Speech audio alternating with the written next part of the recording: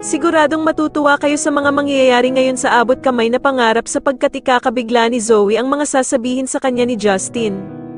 Dito nga ay makakahanap ng katapat itong si Zoe dahil sa magkakasagutan sila ni Justin at dito nga ay may sasabihin si Justin sa kanya na sobrang ikakagulat niya.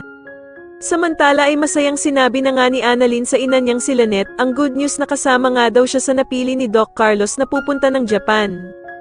Subalit may ipagtatapat nga daw si Lynette sa kanya tungkol sa kanyang asawa na si Doc Carlos at kung ano nga daw ang totoong sinapit nito sa kanya.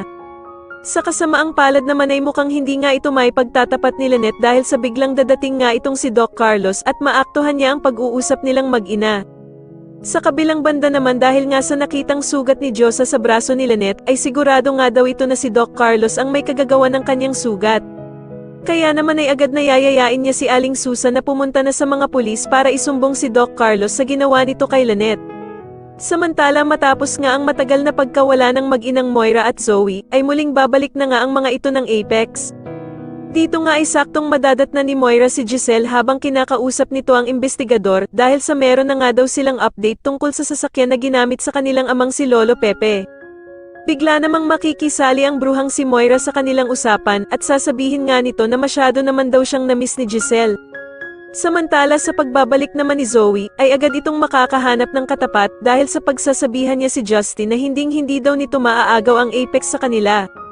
Pero sasagutin naman siya ni Justin na ihanda na nga daw niya ang kanyang sarili dahil sa malapit na nga daw siyang maging sampid sa Apex kapag nagising na nga itong si Don Pepe.